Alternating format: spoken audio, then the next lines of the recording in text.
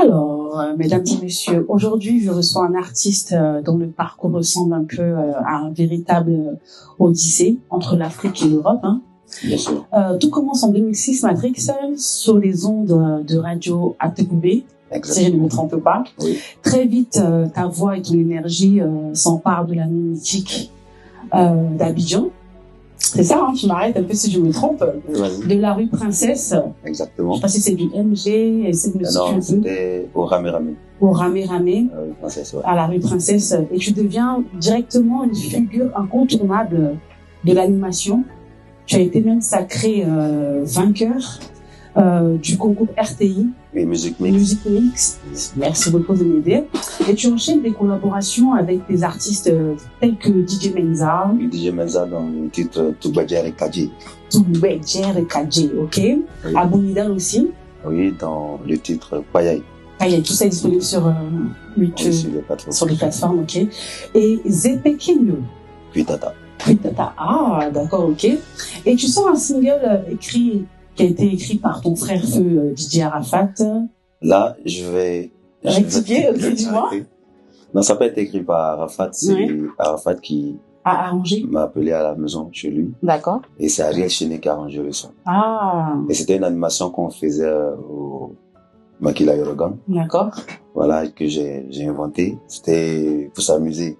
Il a dit, mais ton animation, là, regarde comment les gens ils aiment. Viens à la maison. Viens, tu actives ça. Tu vas mettre ça en studio, on voit ce que ça donne. D'accord. Et dans quel état d'esprit vous enregistrez ce son? D'abord, j'arrive à la maison. Ariel n'est pas là. Il descend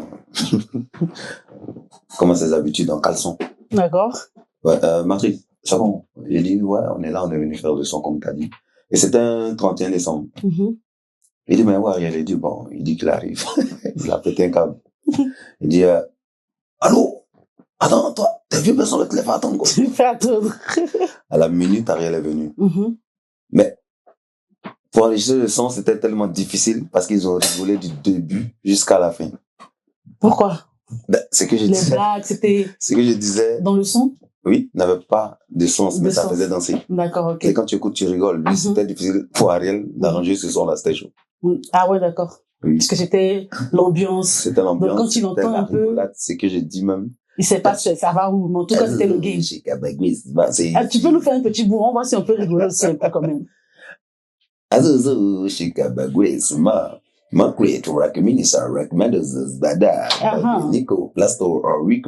ça dans un rythme coupé-décalé. Coupé-décalé. Et mais du coup. Un peu de zouglou avec, parce qu'il y a eu une collaboration avec DJ Claver. Qui a chanté aussi en zouglou, un très bon chanteur qui vit actuellement au Maroc. Qu'on salue aussi au passage. Ouais. Et on salue aussi Ariel Chenet, hein. Donc, mais du coup, dans toute cette ambiance, tu es aussi genre l'ambianceur, à la voix aussi. Oui. Eux, ils rigolent pourquoi? C'est pas même ambiance, ils font. Non mais je sortais de mon registre. Ça, oui, ça n'avait rien à voir avec ce que tu fais d'habitude. Et il est en train de faire ça. En fait, c'était pour leur montrer que je pouvais. Tu pouvais faire comme eux aussi. Ouais. Parce que c'était aussi eux leur registre plutôt. Donc c'est intéressant. Mais derrière l'ambianceur, il y avait aussi un artiste en quête d'autre chose. Bien sûr. D'accord. Et en 2019, après avoir traversé plusieurs pays, tu décides de poser tes valises en France. Oui. Et je peux? Bien sûr. Je suis venu avec quelque chose en tête qui m'a jamais quitté. C'était de continuer la musique. D'accord. Parce que les gens ont pour habitude de dire que quand tu arrives en Europe, tu oublies tes rêves, surtout la musique. Bien sûr. Tu arrêtes de chanter. Ben, moi, c'était pour leur montrer, leur prouver le contraire. Parce que c'est un mental forgé. Je suis venu avec ce mental-là. Je peux pas laisser la musique. La musique, c'est mon sang. C'est ma vie.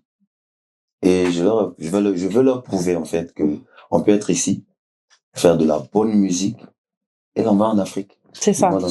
C'est ça. Et en tout cas, je suis en train de réaliser ce rêve-là et ce projet-là actuellement. Et nous adhérons totalement. Merci. Bah, pour la petite histoire, on a eu à travailler avec toi. On t'a vu quand même sur plusieurs scènes parisiennes, d'ailleurs, où tu as ta voix toujours émerveillé le public, hein. Que ce soit en première partie, que ce soit peu importe où on t'invitait, les gens restaient scotchés parce que tu avais ce talent fou de pouvoir reprendre les musiques comme si c'était toi qui les chantais. Oui, et ça, c'est par le biais d'un vieux père à qui je veux dire merci ici. D'accord. Didier. Oui, Didier d'ailleurs. Guitare. C'est Avec le groupe, le pianiste, non, le guitariste de Magic System, hein. oui, c'était le guitariste D'accord, de ok, My c'est System. Dans le groupe guitariste. Zouglou Feeling, Ouais. avec mon frère Franck qui est au Au clavier piano tout à l'heure. Franck Saki, C'est comme ça. lui, Didier et Franck qui se sont entretenus, qui ont dit, ah, les gars, là, on va pas l'attraper, sinon, il y a Vous le va le prendre, hein. prendre. Donc, ils ont consulté les autres membres du groupe. Et après, les gars, ils ont accepté. Et moi, étant un fan de live, bah, j'ai dit, ok, ça marche. Comme ça me fait au moins ça t'a quelques permis exercices. aussi des exercices, mais de structurer aussi ta fanbase, parce qu'il y a des personnes qui viennent aussi spécialement lorsque Matrix prestait ce jour-là. Il y a des personnes qui réservaient parce que, bon, nous, on sait, on se connaît bien, qui réservaient parce que Matrix avait l'art de s'envoler entre les mélodies, entre tout ce qui bouge, en tout cas le zoom, tu étais tout terrain. Oui. Ningala, tu as attrapé tout. Ouais. Mais quand tu as de bons musiciens derrière toi. Exactement. Oui, quand tu t'entends avec des bons musiciens, ben, tu ne peux que donner le meilleur de toi. Tu vois, Franck, Didier et les autres, c'était Junior, Élisée après, c'était la magie. Voilà. Après, j'ai continué, hein. J'ai continué le live avec ceux que vous avez vus en vidéo tout à l'heure. D'accord. Voilà. Et sincèrement, je ne cesserai pas de leur dire merci. Parce qu'ils sont vraiment prêts pour moi. Dans tous mes projets, ils s'impliquent comme si c'était leur projet. On a vu ça. Et ils savent pas combien de fois je suis reconnaissant envers eux. Merci pour ta gratitude, ta reconnaissance. Hein. La reconnaissance est très importante. Oui. Il y en a qui oublient, mais c'est important. Mais je vois aussi que tu as fait un peu la Belgique entre la scène contemporaine. Tu peux nous en parler un peu? Ça, c'était une aventure. En fait, c'était nouveau pour moi. Moi, je n'avais jamais connu ça. J'avais jamais fait ça. Qu'est-ce que tu faisais particulièrement? En fait, j'avais un test. Et après ce test, je devais chanter, mais sans micro, dans une salle de souvent 500 personnes ou 600 personnes et chanter sans le micro. Waouh. Bah, les gars, au début, ils Ça veut dire que celui qui est derrière là-bas doit t'entendre. Oui. D'accord. À la base, c'était pas moi qui devais jouer, faire ce spectacle-là. C'était, je pense, Zalaka. D'accord. C'était Zalaka parce que lui, c'est son travail. Son domaine, c'est son, voilà. Et le gars lui dit, ah, j'ai une date, voici le truc, c'est Zouglou. Ça s'appelle Zouglou, mais c'est pour parler du combat que menaient les étudiants en Côte d'Ivoire et même les étudiants en Belgique. Alors, il a expliqué le concept. Il a dit, ah, vraiment, je suis pas disponible parce que j'ai une tournée. Mais celui que moi, je vois qui peut faire ton affaire, c'est mon frère, là. Alors, le monsieur m'appelle, il s'appelle Hippolyte Bobo, que je salue. Il m'appelle, il dit, ah, ça va, c'est Hippolyte, c'est Matrix. Il dit, oui, c'est Matrix. Il dit, voilà, moi, je fais de l'art contemporain, tu vas venir, tu vas chanter un peu les sons Royot, J'ai dit, ok, bon, pour moi, ça va. Il me dit un truc. Et puis, je fais ce que je peux faire, tu vois. Mais je m'attendais pas à ce qu'il ait un test, fait un sketch et tout ça. Tu vois? Donc, j'arrive en Belgique. On va à la répétition. Il me donne mon test. J'ai dit, c'est pourquoi ça? Il dit, non, tu vas parler, tu vas courir, tu vas danser. Waouh! J'ai dit, moi, Matrix. Un peu ce qu'on voit. Si c'est même, je danse pas beaucoup. Si. J'ai dit, bon, ok, c'est un nouveau truc. Moi, j'aime découvrir. C'est un challenge, ouais. Voilà. Donc, on a commencé. Et le premier spectacle, bah, ce que j'ai envoyé, après, je devais improviser un truc dans ma langue.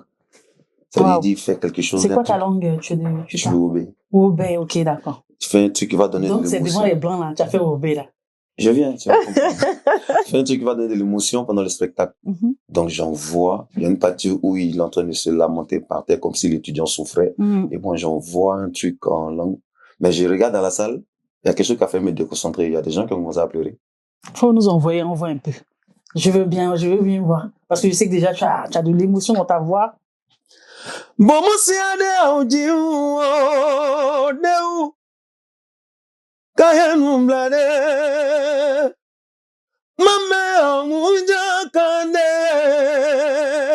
et là, sous ça, il y a une musique triste. Et tu le vois par terre. En train de ramper. Même moi-même, quand je fais ça, il y a beaucoup d'émotions pendant que je fais ce spectacle-là. Donc, mais imagine ceux qui sont en face de moi. En tout cas, merci beaucoup. C'est pour cette petite histoire, hein, parce que c'est important de savoir qu'est-ce qui est contemporain. Je pense que les gens le savent aussi, mais là, tu es rentré un peu dans cette histoire de la Belgique. On n'est pas passé déjà dessus.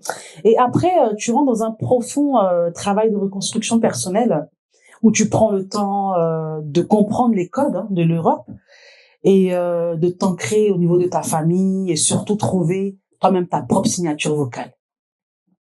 Comment tu traverses cette période-là? Faut dire que c'était un gros travail. Et pendant cette période-là, tu vois dehors des gens qui sortent les produits, les projets, des gens qui viennent te dire, ah, mais c'est comment toi? Ah, voilà, tu fais rien. Mais, il y a d'autres qui vont te dire, ils vont te parler, ils vont te dire, ça, c'est une histoire des chansons. Peut-être c'est la chanson aussi. Mais toi, tu te tais, tu regardes. Parce que dans l'ombre, il y a quelqu'un qui m'a mis sur le droit chemin, c'est-à-dire qui m'a permis de prendre conscience de beaucoup de choses. C'est-à-dire qu'il m'a permis d'être mature, en fait, afin d'attaquer cette aventure. Cette aventure. Et j'aimerais lui dire merci ici, par ton canal. Oui. Parce que merci même, le mot merci est petit. Il est petit. Et cette personne est toujours avec moi, cette personne fait beaucoup de sacrifices pour moi. C'est ma femme. Wow. Michel Charlène. Oui. Oui, je lui dis merci énormément. Adéa, on allait en venir, hein. Il y a pas de mot même, il y a pas de merci qui suffit pour elle. En tout cas, merci beaucoup. Du coup, on va en venir à ta femme, hein. Oui. À ta femme, on va en venir à elle. Du coup, aujourd'hui, je découvre un homme. Quand je dis découvre, c'est parce que je connais quand même l'artiste que tu es. Oui. On a eu à travailler aussi ensemble, hein. Oui. Et me connaissant mon caractère un peu strict, tout ça, hein, j'ai toujours vu un artiste confirmé, qui aimait ce qu'il faisait, toujours dans le respect. Merci. Et je découvre aujourd'hui un homme serein, mature, qui revient encore sur cette scène après des expériences avec des labels, ou peut-être qui ne te convenaient pas. Et là, aujourd'hui, je te découvre, tu vas nous en dire un peu plus, et tu es en tant qu'indépendant. Ça veut dire que tu te produis, est-ce que tu as une équipe derrière toi, pour en venir un peu à ta femme? Bon, pour parler de label, oui, j'ai eu à signer avec certains labels qui n'étaient pas sérieux. D'accord. C'est-à-dire qui n'arrivaient pas à te suivre convenablement. C'est-à-dire comment me prendre, comment travailler avec moi. C'est un problème que beaucoup d'artistes. Mais après, c'est peut-être que, c'est pas peut-être même, je devais travailler moi-même. À ton rythme. À mon rythme, je devais pas travailler avec un label. C'est-à-dire je devais me faire moi-même. C'est ça. Avec le soutien de ma femme. Voilà, c'était ça, c'est ce que l'univers voulait me montrer. Ça lui dit, arrête de t'embrouiller avec les labels, aller chercher à signer avec n'importe qui va te prendre la tête, voilà. Donc du coup, on a décidé de prendre notre chemin. Voilà, et voilà, aujourd'hui, on s'autoproduit. D'accord. Et du coup, tu as une équipe derrière toi ou vous êtes plusieurs? Parce que j'ai vu quand même aujourd'hui pour ce podcast, lorsque ton épouse m'a contacté. Pour moi, je sais pas si vous avez une équipe, parce que là, on est dans un très beau cadre. Tout a été orchestré par ton épouse aussi en question. Elle a tout géré du début jusqu'à la fin, y compris cette feuille que je tiens. Je tiens à saluer aussi au passage. Donc, est-ce que vous avez une équipe derrière vous? Parce que c'est pas facile quand même. Tu vois, tout ça, on a l'impression qu'il y a une équipe derrière ça. Pourtant, c'est une seule personne. Moi, je parle un peu. Hein. C'est ma femme, c'est elle qui fait beaucoup. Wow. C'est elle qui a organisé tout ça. Wow. Et ma deuxième équipe, ce sont les musiciens. Ce sont les musiciens. Du coup, ton équipe principale, c'est ta femme et tes frères qui sont les musiciens avec qui tu travailles. Oui. Bravo à cette femme forte, comme on dit derrière un grand homme. Se cache une femme de feu, on n'a pas menti. Et du coup, aujourd'hui, tu reviens sur la scène avec le titre fort, emblématique, qui sort aujourd'hui même, qui est déjà sorti sur toutes les plateformes. Oui. Et le clip sera disponible tout à l'heure sur YouTube. Ouais. Un très beau clip que j'ai visionné, une petite partie qui me donne envie de voir encore. Merci. Et là, en fait, c'est le titre Adama. Adama. qui sort pile poil avant la Saint-Valentin. Et du coup, tu peux nous expliquer, tu es en collaboration avec Odilo Basta, peux-tu nous expliquer comment se fait votre collaboration, comment ça se passe, parce que vos voix à tous les deux accrochent bien. Oui, faut dire que c'est pas la seule chanson hein, où on a collaboré, c'est il y a Siablé. Siablé, que j'aime beaucoup qui aussi. est sur toutes les plateformes. Et Adama, quand il m'appelle, il dit allô Matrix, c'est comment, tu fais quoi? Je dis je suis à la maison. Il dit bah toi, ta voix me fatigue, tu es un bon chanteur, viens, on va essayer de faire quelque chose quand tu es libre. J'ai dit ok, je suis libre tel jour, j'arrive. Alors j'arrive chez lui. Il avait déjà l'instru, tout était là. J'ai dit ça me fait penser à l'amour, on n'a qu'à chanter l'amour. Tu es amoureux, une histoire d'amour. J'ai dit chantons l'amour. Il dit ouais, oui. Et pour parler d'amour, c'est un chemin que j'ai choisi et mon futur album sera rempli de chansons d'amour. D'amour, de quotidien, de ce que nous vivons en général. Que tout le monde vit. On aime ça. Voilà. et à partir de là, il a balancé le beat. Mon frère Junior, à la guitare solo, avait posé et j'ai envoyé direct. Non, moi et bon gars. Il a dit attends. Mais attends, c'est rentré non, moi et bon gars. Ça veut dire quoi? Il dit moi, Nami. Tu as improvisé en même temps. Donc du coup, ça n'a pas de signification? C'est pour m'annoncer. D'accord, ok. Attends et bon gars. Si. Non. Moi et bon gars. Ok, d'accord. Mais tu l'as tellement bien placé. Moi, je pensais que c'était du Lingala, hein. Mais du coup, tu chantes un peu un Lingala dans ce son, bien c'est improvisé. C'est improvisé. Peut-être ça veut dire quelque chose en Lingala. Attends. Non. Attends, tu peux la partie là, c'est improvisé. Oui. Faut faire un peu, pardon. Non, moi et bon gars. Non, manga yo qui bossi mante. Non, tu es fort. Tiens, il m'a tout de suite. Mais c'est un mensonge qui est doux. Mais c'est doux. Les femmes, les yeux jaunes, comme si ça voulait dire quelque chose, tout ça. Parce que je me snap sur ce son. Ben voilà. Je suis quand même l'une de tes fans. Je me snap sur ce son. Et pour moi, ça avait une signification. Donc, ça montre encore, tu es vraiment tout terrain. Tout terrain. En fait, il y a la racine coupée décalée aussi qui est en bas. Voilà. C'est très bien. Et le coupé décalé était un canal pour pouvoir démontrer mon talent, pour pouvoir m'exprimer. Parce que, tu vois, chez nous en Côte d'Ivoire, en 2006, 2007, c'était cette tendance-là qui avait pris de l'ampleur. Et bon, comment prouver mon talent, comment avancer, j'avais vraiment envie de chanter.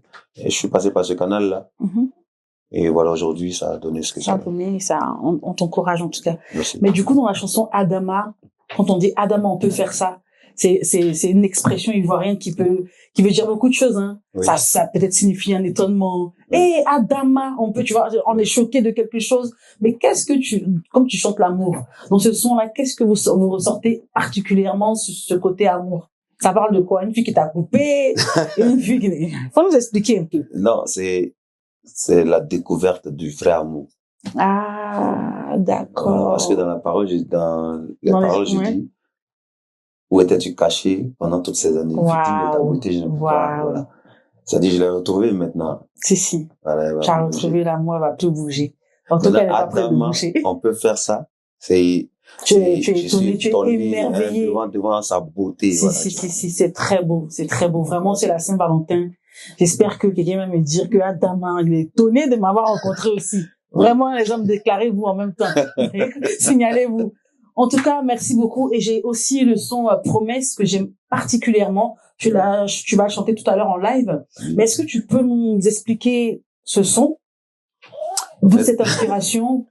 Pourquoi Promesse? C'est quoi? Rentre-nous un peu dans ce titre. Promesse, c'est une chanson d'émotion. D'accord. Déjà, même avant d'enregistrer le son, j'étais à la maison chez moi, j'étais pas bien, dans un bad mood. Ouais. Et donc, j'ai appelé mon frère Franck Saki. Oui, okay. Franck Saki. Il dit, alors mon frère, c'est comment tu es où là? Il dit, je suis à la maison. Lui aussi, il était bizarre. Il était dans un bad mood aussi. Waouh. Il dit, ok, j'arrive. J'arrive,